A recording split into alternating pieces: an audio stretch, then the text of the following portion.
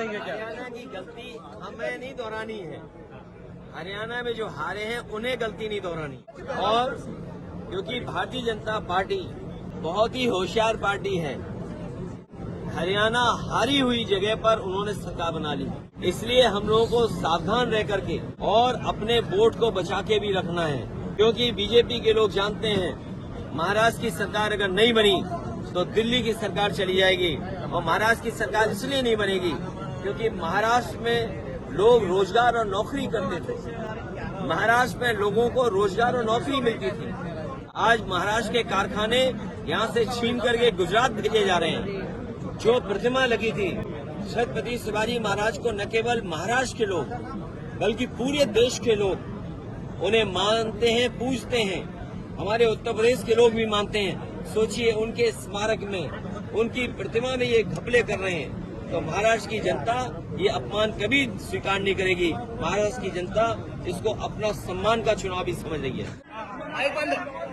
आप यहाँ पर आए हो, क्या कहेंगे? महाराष्ट्र भारतीय जनता पार्टी और महायुति गठबंधन ने महाराष्ट्र की जनता को महादुखी किया है। और जो स्मारक और प्रतिमा में घपले घोटाले देखे, यहाँ पर जो मैंने सड़कें देखी हैं, महाराष्ट्र में भ्रष्टाचार नहीं महाभ्रष्टाचार चल रहा है। इन सब का जवाब इस बार जनता देने जा रही है। और महाराष्ट्र की सरकार, महायुति की सरकार, ये जनता के चुने हुए वोटों से सरकार नहीं बनी है। ये हत्याई सरकार है। दबाव बना के, खोखा दे करके और लोगों को डरा करके सरकार बनी है। लोगों की जांच करके, लोगों को डरा करके, खोखा दे करके ये सरकार इन्होंने बनाई है। महाराष्ट्र की सरकार तो जाएगी बीजेपी की, महाराष्ट्र के साथ दिल्ली की सरकार भी नहीं बचेगी। दिल्ली की सरकार भी जाने का काम होगा, क्योंकि दिल्ली की भी सरकार पूरे सहयोग और समर्थन वाली सरकार नहीं है। इसलिए महाराष्ट्र का ऐतिहासिक चुनाव होने जा रहा है। हमें उम्मीद है कि हमारी पार्टी ने जो सीटें मांगी हैं उन सीटों को शामिल होकर के हम लोग चुनाव लड़ेंगे। बीजेपी को हरा लें। और बीजेपी को हराने के इसलिए बीजेपी को हराना जरूरी है क्योंकि हमारे देश की जो संस्कृति है वो मिली जुली संस्कृति है।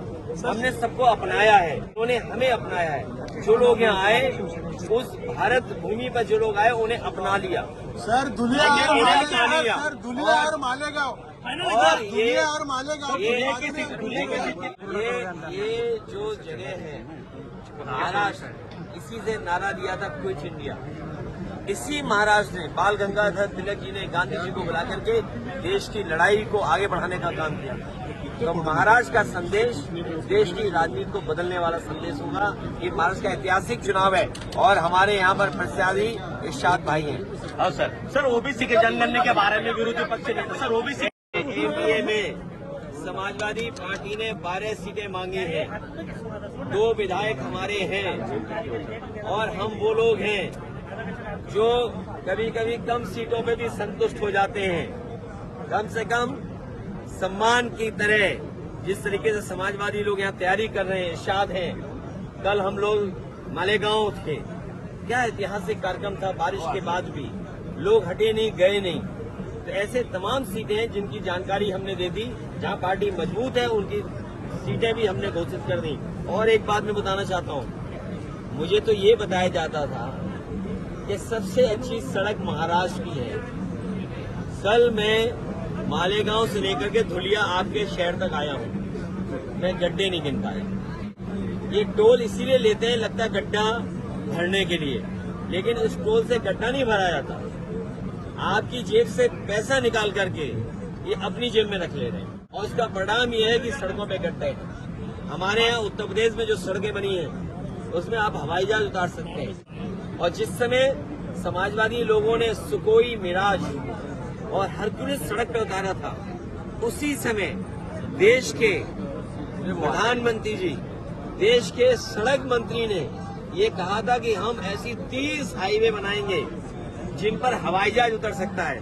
बताओ, यहाँ के तो सड़क मंत्री हैं, क्या आपके धुले और मालेगांव के बीच में हवाई जहाज उतर सकता है?